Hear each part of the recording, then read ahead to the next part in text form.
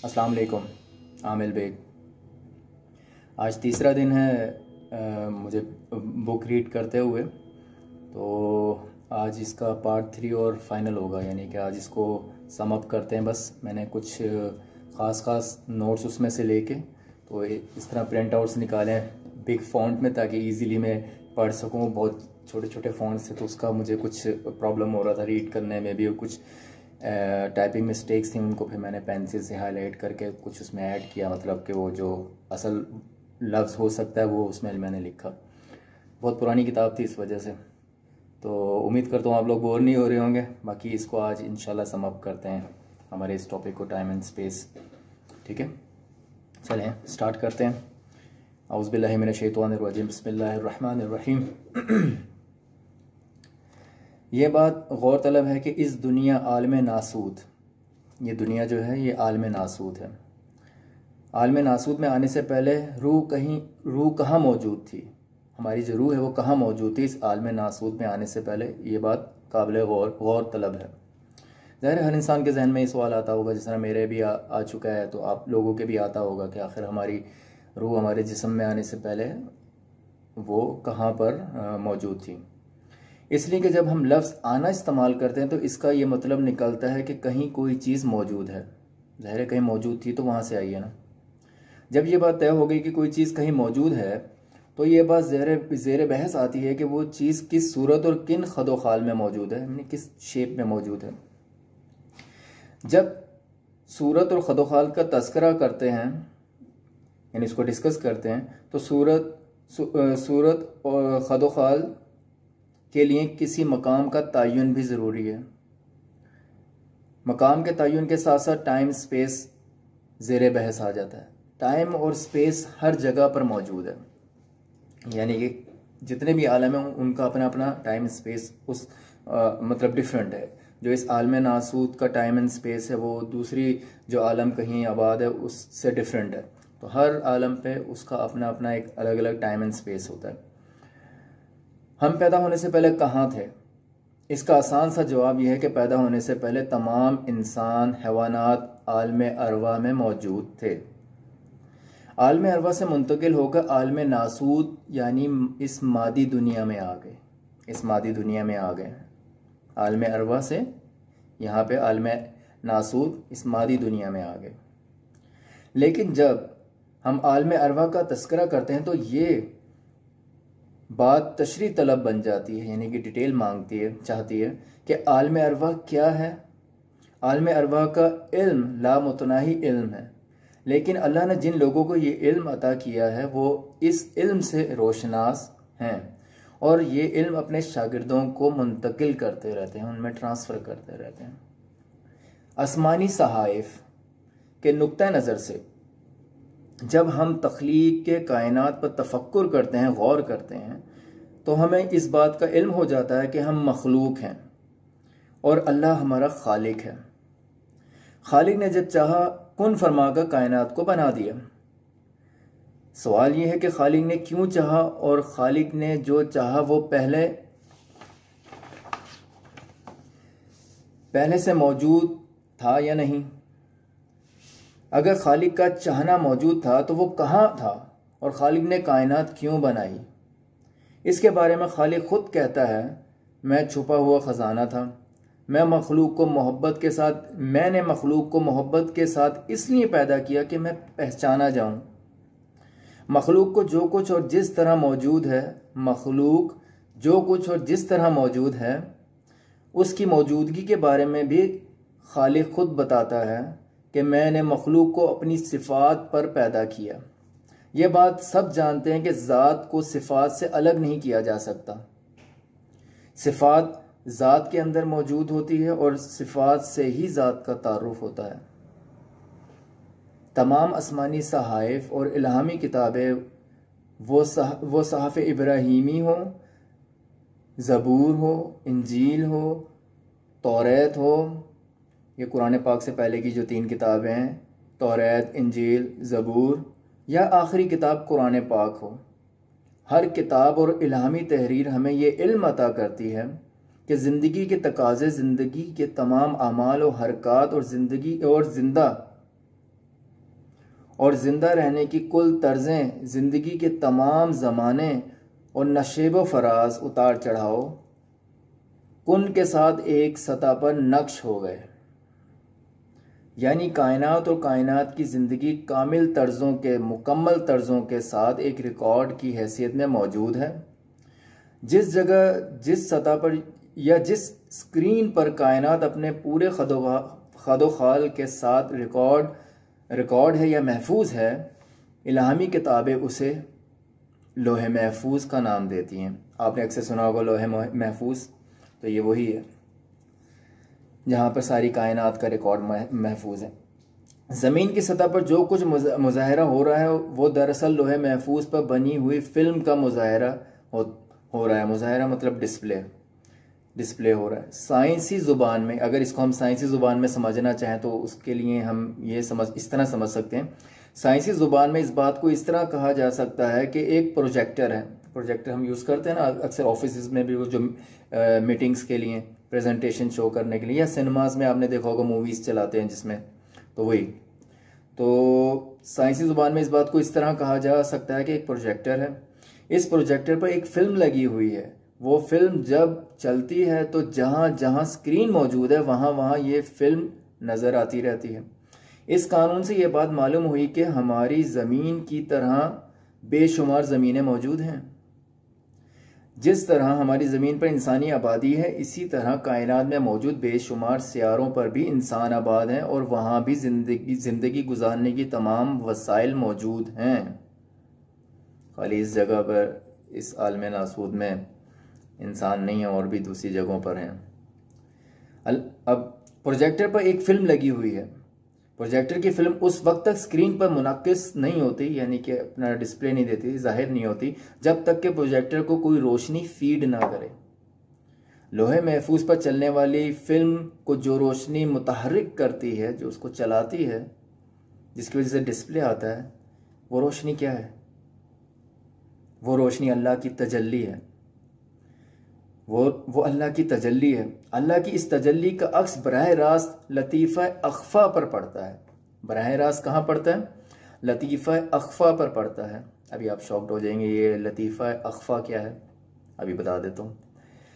तो अल्लाह की उस तजल्ली का अक्स बराह रास्त लतीफ़ा अख्फ़ा पर पड़ता है। इसका मतलब ये हुआ कि जब कोई बंदा अपने अंदर मौजूद लतीफ़ा अख्फ़ा को देख लेता है या अपने अंदर मौजूद लतीफ़ा अख्फ़ा से वाकिफ़ हो जाता है, तो दरअसल वो अल्लाह की तजल्ली का मुशाहिदा कर लेता है। इसके सामने ये बात आ जाती है कि कुन कहने से पहले आलम मौजूदात की क्या हैसियत थी। अल्लाह ताला के कुन फरमाने से पहले आलम मौजूदात की क्या हैसियत थी, और कुन कहने के बाद कायनात की क्या हैसियत है। तो अभी आगे बढ़ने से पहले मैं आपको थोड़ा बता दूं कि लतीफ़ा अख्फ़ा क्या है। हर इंसान के अंदर 6 लताइफ हैं, यानी एक सिंगल लतीफ़ एक होगा तो उसको लतीफ़ा बोलेंगे, और जमा होगी, ज़्यादा हैं तो इस लताइफ बोलेंगे। तो हर इंसान में 6 लताइफ हैं, उनकी अपनी एक पोजीशन है, जगह है। मैंने आपकी सहूलत के लिए एक प्रिंट निकाला था, देखें आज मैंने थोड़ी सी वर्किंग की है। हियर इट इज़, अगर आप देख सकते हैं, ठीक है, कलर्स में। अभी आप ये देखिए कि ये जो नाफ के पास, ये देखिए, अभी ये थोड़ा कैमरे में आ गया येलो कलर का, यहाँ नाफ के पास जो है, ये जो है लतीफ़ा, इसको बोलते हैं लतीफ़ा नफ्सी। लतीफ़ा नफ्सी। उसके बाद ये लतीफ़ा कल्बी, वाइट वाला दिल के पास, और ये लतीफ़ा लतीफ़ा सॉरी मैं रिपीट करता हूँ। लतीफ़ा नफ्सी, लतीफ़ा कल्बी, लतीफ़ा सिर्री, और लतीफ़ा रूही, फिर उसके बाद 5वां लतीफ़ा ख़फ़ी, और फिर सबसे ऊपर लतीफ़ा अख्फ़ा। ये वही लतीफ़ा अख्फ़ा का जिक्र हो रहा है, ये टॉप। ये जो 2 लताइफ हैं, इनके अंदर पूरी कायनात का रिकॉर्ड महफूज होता है, ठीक है। अगर हम इनको बेदार कर लें तो फिर वही इल्म जो हम जिसकी बात तस्करा करते आ रहे हैं वो हम पे आया हो जाता है, ज़ाहिर हो जाता है। तो अच्छा, ये जो सबसे ऊपर लतीफ़ा अख्फ़ा है, यही वो पॉइंट है जहाँ पर अल्लाह की तजल्ली डायरेक्ट नाजिल होती है। और आपने सुना होगा, अक्सर ये लोग कहते हैं, ये सुनने में आया कि अल्लाह ताला इंसान की मतलब शरक से भी ज़्यादा करीब है। तो यही वो पॉइंट है जहाँ पर अल्लाह ताला की तजल्ली नाजिल होती है। समझ रहे हैं हम? चलें आगे बढ़ते हैं। अल्लाह ताला कहते हैं कि तुम्हारी रगे जहाँ से ज़्यादा करीब हूँ। वो बात आ गई ना। रगे जहाँ क्या है? रगे जहाँ गैब है, रगे जहाँ भी गैब है और इंसान के अंदर मौजूद है। यानी इंसान के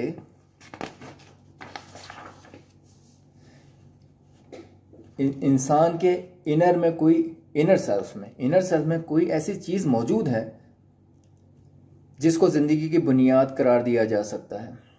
बुनियाद यानी बेस।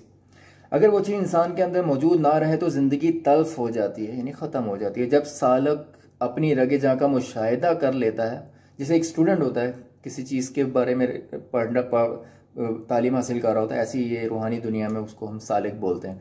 जब सालिक अपनी रगे जहाँ का मुशाहिदा कर लेता है तो अल्लाह की कुर्बत का एहसास उसके अंदर जाग उठता है और वो ख़ुद को अल्लाह के करीब महसूस करता है, अल्लाह को पहचान लेता है। अल्लाह को पहचानने के लिए पहले ख़ुद को पहचानना ज़रूरी है। अल्लाह ताला को पहले ख़ुद को पहचाने बगैर अल्लाह ताला को नहीं पहचान सकता कोई भी। तो अल्लाह को पहचानने के लिए पहले ख़ुद को पहचानना ज़रूरी है। ख़ुद को पहचानना दरअसल कायनात के रमूज़ को जानना और पहचानना है।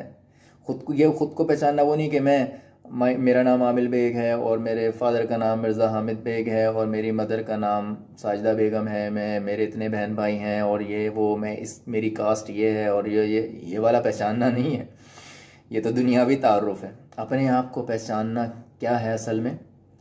ख़ुद को पहचानना दरअसल कायनात के रमूज़ को जानना और पहचानना, रमूज़, राज और ये सब उसका इल्म जो आदम अलैहिस्सलाम को दिया था, जिसकी वजह से फरिश्तों पे फजीलत और फ़ौक़ियत मिली थी आदम अलैहिस्सलाम को। कायनात के रमूज़ से वाक़फ़ियत कायनात के ऊपर हुक्मरानी है। कायनात पर हुक्मरान बंदा ही अल्लाह का नाइब और ख़लीफ़ा है। जैसे हम कहते हैं आदम अलैहिस्सलाम को अल्लाह पाक ने खिलाफत दे के इस दुनिया में भेजा, खलीफा बनाकर अपना। तो ये उस इल्म के बाद ही के होने की वजह से इंसान को यानी अल्लाह का नाइब और ख़लीफ़ा बोला जाता है। रूहानियत महज इस अमल का नाम नहीं है कि किसी इस्म का विर्द कर लिया या महज ज़िक्र व फ़िक्र में आदमी ज़िंदगी गुजार दे। खाली इसका नाम रूहानियत नहीं है कि हम बस ज़िक्र अस्कार करते रहें या तस्बीह करते रहें बस। रूहानियत का असल मंशा और मकसद यह है कि इंसान अपनी ज़ात यानी अपने इनर सेल्फ से वाकिफ़ हो जाए। अच्छा जी, नेक्स्ट पेज। अल्लाह ने आदम को इल्मुल अस्मा सिखा दिया, यानी अपनी सिफ़ात की हकीकत से आदम को आशना कर दिया और फरिश्तों से पूछा कि अगर तुम जानते हो तो बयान करो। फरिश्तों ने इस बात का एतराफ़ किया कि हम सिर्फ इस हद तक जानते हैं जो आपने hमें बता दिया है। यानी आदम की हैसियत इल्मी एतबार से फरिश्तों से ज़्यादा है। अल्लाह और फरिश्तों की इस इल्म और आगही की गुफ्तगू में जब ये बातचीत हो रही है, तीन हस्तियां मौजूद हैं। एक आदम, दूसरी हस्ती फरिश्तों की और तीसरी हस्ती खुद अल्लाह पाक की, अल्लाह पाक की ज़ात। आदम अल्लाह को भी देख रहा है उस वक्त जब ये गुफ्तगू हो रही है। आदम अलैहिस्सलाम अल्लाह ताला को भी देख रहे हैं, उनके सामने फरिश्ते भी हैं और यानी वो इस बात से भी वाकिफ़ हैं, अवेयरनेस है उनको, इस बात से अवेयर हैं, वाकिफ़ हैं कि अल्लाह ने जो इल्म मुझे अता कर दिया है वो फरिश्ते नहीं जानते। ना सिर्फ ये कि फ़रिश्ते ये इल्म नहीं जानते बल्कि वो इसका एतराफ़ भी करते हैं, यानी फ़रिश्ते इस बात का एतराफ़ भी करते हैं कि इल्म की इस हैसियत में जो आपने आदम को अता फरमा दिया है या फरमा दी है, हम आदम से कमतर हैं। जिस आलम में ये गुफ्तगू हो रही है उस आलम को गैब की दुनिया के अलावा दूसरा नाम नहीं दिया जा सकता। ऑफ कोर्स इस वक्त हम वो उस आलम को तो नहीं देख रहे ना जहाँ पे ये गुफ्तगू हुई, ठीक है, तो वो हमारे लिए वो तो गैब है ना, तो ज़ाहिर उसको अब गैब का ही नाम देंगे ना इस वक्त, गैब का आलम, ठीक है।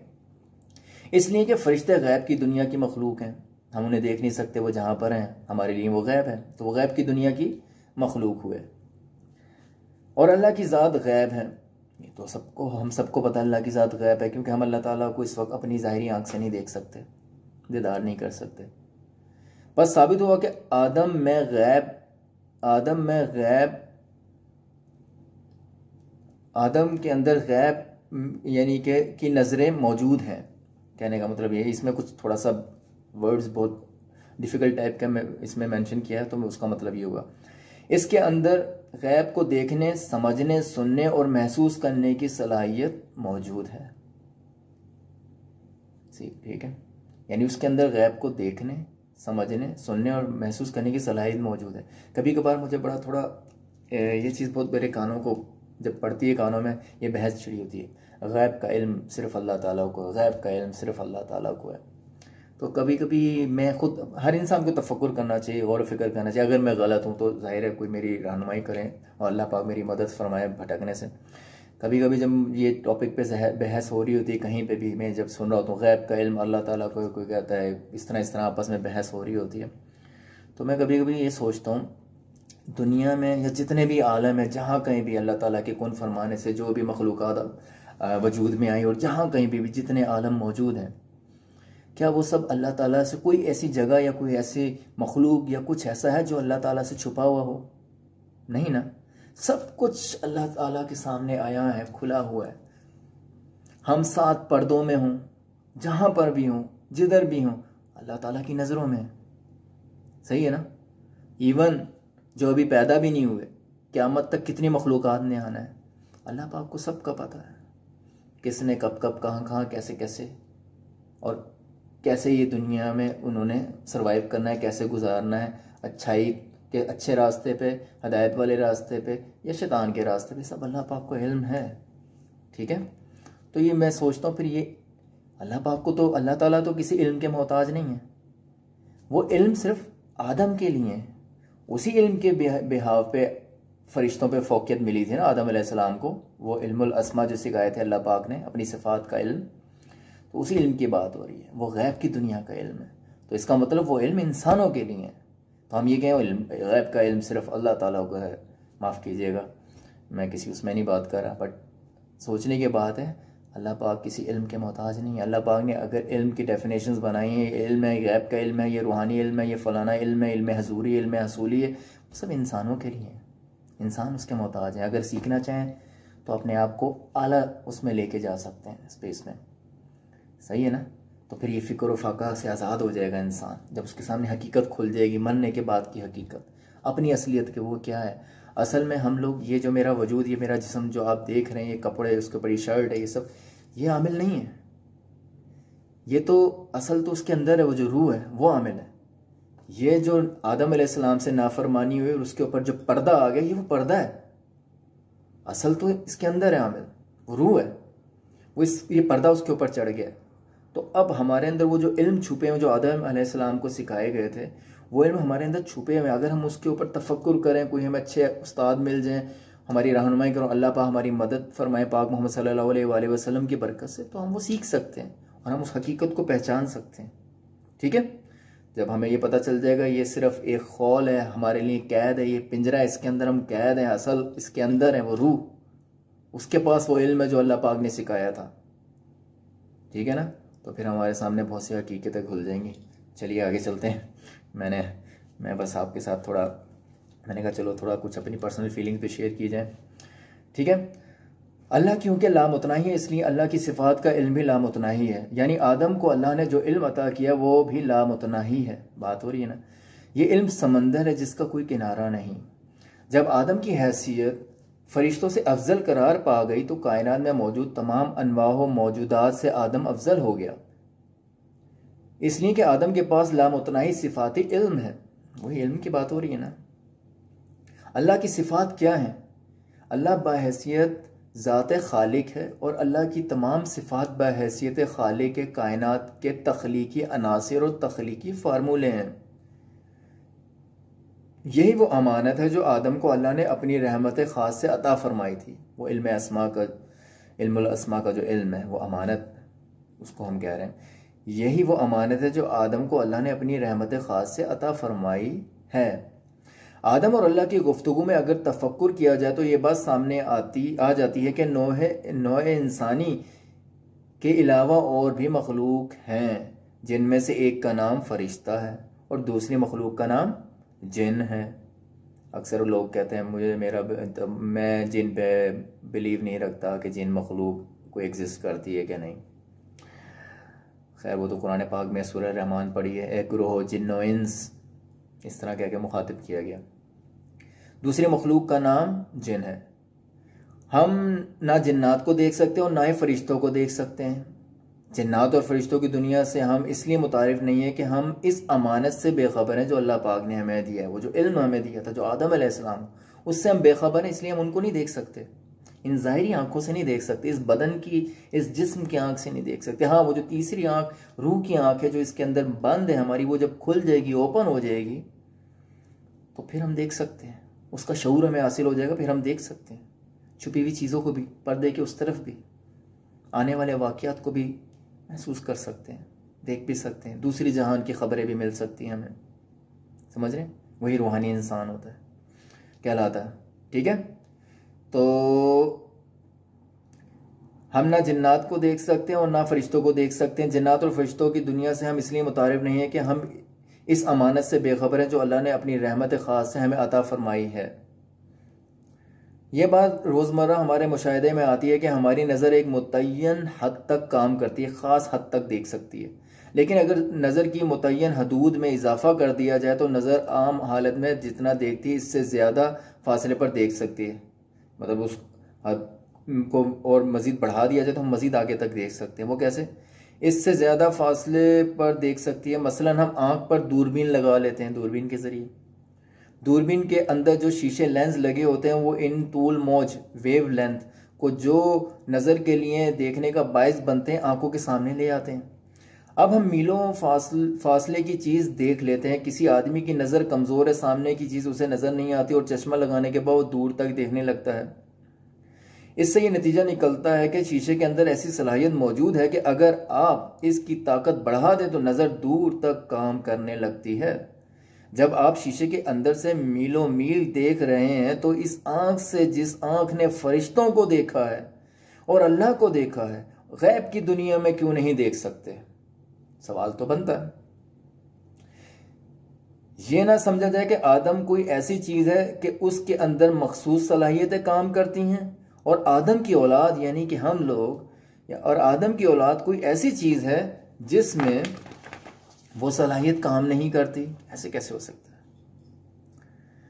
आदम और हव्वा की औलाद में हर फर्द दरअसल आदम और हव्वा का अक्स और फोटो है, का अक्स है। पर जिस तरह आदम के अंदर इल्मुल अस्मा सीखने की सलाहियत मौजूद थी, इसी तरह हर फर्द में वो सलाहियत अल्लाह की तरफ से वदीयत है।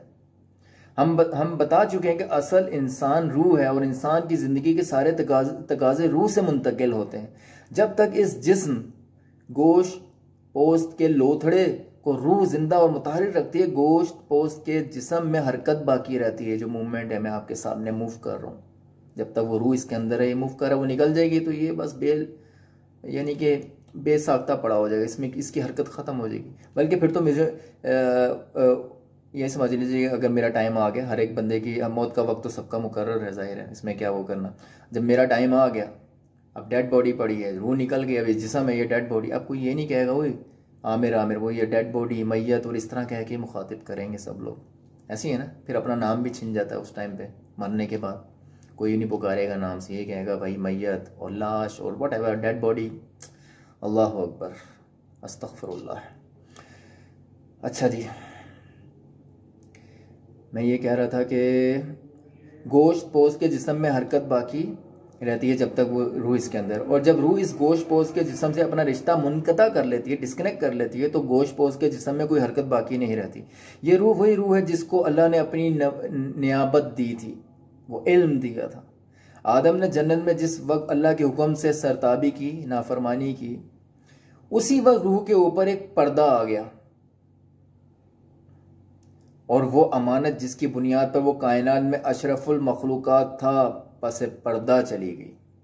पर्दे के पीछे चली गई। वो अमानत जो मिली थी आदम अलैहिस्सलाम को, जिसके बिहाफ पे अशरफुल मखलूक़ात का लक़ब मिला था, तमाम मखलूक़ात में सबसे आला बरतर, उस इल्म की बिहाफ पे जो अल्लाह पाक ने अता फरमाया, वो बस नाफरमानी हुई तो वो पर्दे के पीछे चली गई। यही पर्दा जिस्मानी गोश्त पोस्त है। जब तक किसी भी आदम ज़ात की दिलचस्पियाँ इस जिस्म के साथ वाबस्ता रहती हैं, इस बॉडी के ऊपर, इसके बनाव सिंगार के ऊपर, इसके बस केयर के ऊपर, रूहानी सलाहियतें छुपी रहती हैं, क्योंकि हम सब कुछ इस बॉडी को, इस जिस्म को समझ रहे हैं ना। और जब किसी भी आदम ज़ात को इस बात का इल्म हो जाता है कि गोश्त पोस्त का जिस्म दरअसल नाफरमानी करने के जुर्म में एक पर्दा है, वो जो हम आदम अलैहिस्सलाम से नाफरमानी, उसके बाद ये पर्दा आ गया, जुर्म में वो सज़ा मिली है, हम इसके अंदर कैद हो गए हैं, ठीक है। तो उसका जहन हकीकत की तलाश में मसरूफ़ हो जाता है। फिर वो सोचता है कि फिर हकीकत क्या है, उस पर तफक्कुर किया जाता है, गौर व फिक्र के लिए फिर वो लग जाता है अगर समझने वाला है। और ये तलाश उसे इस अमानत से बाखबर कर देती है, आशना कर देती है, जिस अमानत की वजह से कायनात के ऊपर इंसान को शर्फ हासिल है। किसी इल्म को सीखने के लिए ज़रूरी है कि हम किसी उस्ताद को अपना रहनुमा बनाएं, और जिस तरह उस्ताद कहे बिला चूं चरा ज़ाती तौर पर इसको कबूल कर लें, बग़ैर किसी हुज्जत के कि नहीं नहीं ना, किसी इनकार के, बस उसको कबूल करें। जब कोई शागिर्द बनता है, स्टूडेंट बनता है, तो उस्ताद शागिर्द से कहता है पढ़ो अलिफ, पढ़ो अलिफ। शागिर्द कुछ नहीं जानता कि अलिफ क्या है, वो अपने उस्ताद की नकल में कहता है अलिफ, और धीरे धीरे उस्ताद की नकल करते हुए वो इल्म सीखता चला जाता है, और धीरे धीरे अपने उस्ताद की नकल करते हुए इल्म सीखता चला जाता है। लेकिन अगर बच्चा पहले कदम पर, पहले टाइम पर, फर्स्ट टाइम ही कदम पर उस्ताद से ये कहे कि अलिफ क्या है, ये अलिफ क्या है, पहले मुझे ये बताओ, ये अलिफ क्या है, तो इल्म हासिल नहीं कर सकता। इसलिए कि जिस वक्त उस्ताद शागिर्द से कहता है पढ़ो अलिफ, उसकी जहनी सकत इतनी ही होती है कि वो जवाबन कहे अलिफ। हम कितने भी पढ़ लिख कर फाजिल हो जाएं, MBBS और MPhil और whatever, MCS, master computer science, जितनी भी आला से आला दुनियावी डिग्रियां ले लें, कितनी डिग्रियां हासिल कर लें, अमानत और रूहानियत के लिए, उस इल्म के लिए जिसकी बात हो रही, जिसका तस्करा हो रहा है, जो आदम अलैहिस्सलाम को भी दिया गया, अमानत और रूहानियत के लिए हमारी पोजीशन एक ऐसे शागिर्द की है जो पहली मर्तबा मकतब में दाखिल होता है, मदरसे में या स्कूल में पहली दफ़ा फर्स्ट में जो जाता है, जो पहले अलिफ पढ़ता है। हमारी हैसियत उतनी ही, हम दुनिया का कितना आला से आला इल्म हासिल कर लें, पर रूहानी दुनिया में जब हम दाखिल होंगे तो हमारी हैसियत वो फर्स्ट नर्सरी के बच्चे की, जो इसको पहले अलिफ पढ़ना पड़ेगा। ठीक है, होप यू अंडरस्टैंड। आदम अलैहिस्सलाम जब नियाबत व खिलाफत की मंजिल की तरफ कदम बढ़ाता है, दोबारा रिपीट करता हूँ, आदम जब नियाबत और खिलाफत की मंजिल की तरफ कदम बढ़ाता है तो उसके ऊपर अलाम व मसाइब की गिरफ्त टूट जाती है। यानी जब हम उस मंजिल की तरफ, वो जो इल्म है उसकी तरफ, मंजिल की तरफ कदम बढ़ाते हैं, और वो जब जो हमें हासिल होना शुरू होता है, तो हमारे ऊपर अलाम व मसाइब, ये दुनिया में जितने भी मसाइब हैं, परेशानियां हैं, टेंशनें हैं, और जिनको हम बड़े उलझन और बहुत कुछ समझते हैं, उसकी गिरफ्त टूटना शुरू हो जाती है, क्योंकि हम हकीकत से आशना होना शुरू हो जाते हैं ना। फिर हमें अपनी असलियत पता चल जाती है, हम क्यों हैं और क्या है। ठीक है, तो इस वजह से फिर हमें ये मुसीबतें नहीं लगती, परेशानियां नहीं लगती, सख्ती नहीं लगती। खालिक कायनात चूँकि हर चीज़ से बेनियाज और हर चीज़ के हालात से मावरा है, इसलिए जब किसी बंदे के अंदर खालिक कायनात की सिफ़ात करवट बदलती है तो इसके ऊपर वही कैफियत वारिद होती हैं जो अल्लाह की सिफ़ात का तकाजा है। आदम को अल्लाह ने अपने इनामों करामात से नवाज कर जन्नत में रखा और फरमाया, ए आदम, तू और तेरी बीवी जन्नत में रहो, जहाँ से दिल चाहे खुश होकर खाओ, लेकिन इस दरख्त के करीब ना जाना, और ना वरना तुम्हारा शुमार ऐसे लोगों में होगा जो अपने ऊपर जुल्म करते हैं। आदम से सब्र ना हो सका और वो अल्लाह की नाफरमानी का मुर्तकिब हो गया। अल्लाहु अकबर, अस्तगफिरुल्लाह। जैसे ही आदम नाफरमानी का मुर्तकिब हुआ, रोशनी की जगह तारीकी ने ले ली। तारीकी अंधेरे को बोलते हैं। खुशी की जगह गम छा गया, आज़ादी की जगह कैदोबंद ने अपने पंजे गाड़ दिए, और आदम निहायत हसरत में जन्नत छोड़ने पर मजबूर हो गया। बावजूद इसके कि आदम ने अल्लाह की नाफरमानी की और जन्नत जैसी नेमत से इसने कुफरान किया, अल्लाह ने अपनी रहीमी और करीमी की सिफ़त से फिर आदम के ऊपर फजल किया। तस्खीर कायनात से मुतालिक अल्लाह ने जो ख़ज़ाने अता फरमाए थे, आदम को उनसे महरूम नहीं किया। सुबहान अल्लाह, अल्लाहु अकबर। और कहा, तुम्हारा वतन जन्नत है, हमारा असल मस्कन, तुम्हारा असल मस्कन घर जन्नत है। तुम जब चाहो अपने वतन वापस आ सकते हो, तुम्हें सिर्फ ये करना है कि नाफरमानी के दायरे से बाहर आ जाओ। वो जो नाफरमानी के दायरे में दाखिल हो गए, नाफरमानी करने के बाद जो हम पे एक पर्दा आ गया, एक आला स्पेस से निकल के अदना स्पेस में हम आ गए, और हम बस वो ऐसे, तो वो अब उससे हमें वापस बाहर निकलना है, तो तभी हम वहाँ पहुँच सकेंगे। ये वही मशक हो रही है, हम इसलिए यहाँ पर हैं। वहाँ से, यहाँ से जो अपने आप को समझता जाएगा असल रास्ता, और वो निकल के फिर असल मुकाम पे, जहाँ से जो हमारा असल ठिकाना है, वहाँ हम पहुँच जाएंगे। अल्लाह पाक सबको तौफीक अता फरमाए। अच्छा, दायरे से बाहर आ जाओ।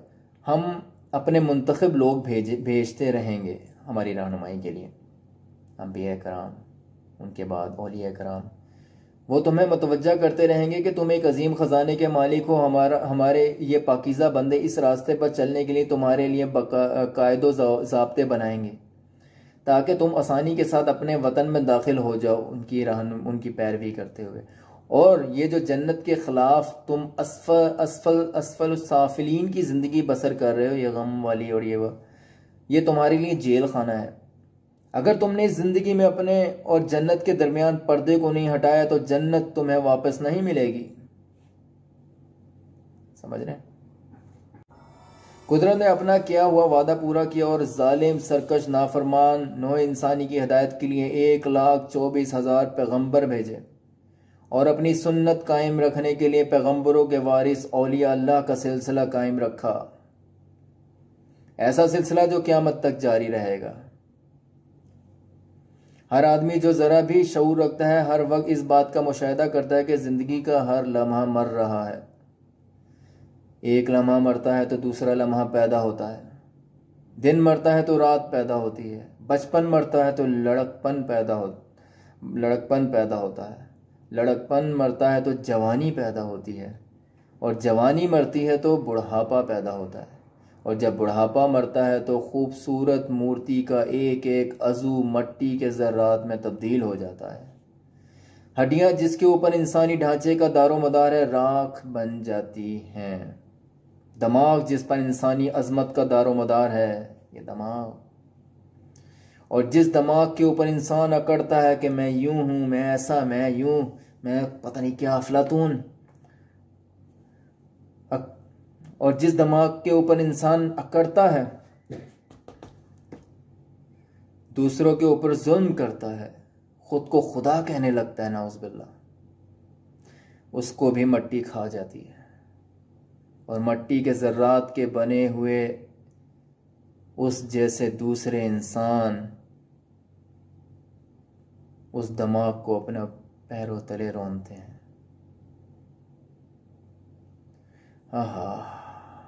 दिमाग जिस पर इंसानी अज़मत का दारोमदार है, और जिस दिमाग के ऊपर इंसान अकड़ता है, दूसरों के ऊपर जुल्म करता है, ख़ुद को खुदा कहने लगता है, उसको भी मट्टी खा जाती है।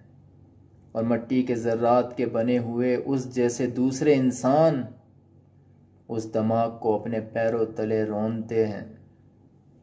हमसे पहले जो गुज़र गए हैं, कहीं कहाँ उनकी बाकियात होंगी, मट्टी में मिल चुकी हैं, हम वहाँ चल रहे हैं, वो हमारे पैरों तले हम उन्हें रौंदते जा रहे हैं। जो कभी अपने आप को बहुत बड़े फ़िरौन समझते थे, खुदाई दावा करते थे, कोई किसी मुल्क का बादशाह था, कोई कुछ था, आज मट्टी में मिल चुके हैं, और हम उनके ऊपर से चल रहे होंगे। कितने हमारे ठोकरों में हो गए हमें नहीं पता, कभी वो क्या थे। यही हकीकत है, यही ज़िंदगी है, और यही इसकी हकीकत है, इस ज़िंदगी की, इस वजूद की। बस इतना, इस चैप्टर को, बस टाइम एंड स्पेस को यहीं क्लोज़ करते हैं, वाइंड अप करते हैं। मुझसे कोई गलती कोताही हो गई माफ़ कर दीजिएगा। अल्लाह ताला से उम्मीद है, अल्लाह ताला से उम्मीद रखता हूँ कि पाक मोहम्मद सल्लल्लाहु अलैहि वसल्लम की बरकत से जो कुछ पढ़ा और सुना और समझे उसको समझने की तौफीक अता फ़रमाए, उस पर अमल करने की तौफीक अता फ़रमाए और हमारी रहनुमाई फ़रमाए पाक मोहम्मद सल्लल्लाहु अलैहि वसल्लम की बरकत से। नबूवत का सिलसिला ख़त्म हो चुका है तो उसके बाद भी हमें रहनुमाई की ज़रूरत है कदम ब कदम पे, तो उसके लिए अल्लाह पाक अपने बुरक़िज़िदा बंदे भेजते रहें और भेजते रहेंगे। औलिया कराम, उनकी इज़्ज़त उनकी ताज़ीम हम पे फ़र्ज़ है। ठीक है, चलिए अपना ख्याल रखिएगा। अल्लाह हाफ़िज़। उम्मीद करता हूँ आपको बोर नहीं किया होगा। अल्लाहु अकबर। इन्नल्लाह अला कुल्ली शैइन क़दीर। इन्ना लिल्लाहि व इन्ना इलैहि राजिऊन। अल्लाहु अकबर। ओके जी, अल्लाह हाफ़िज़, टेक केयर।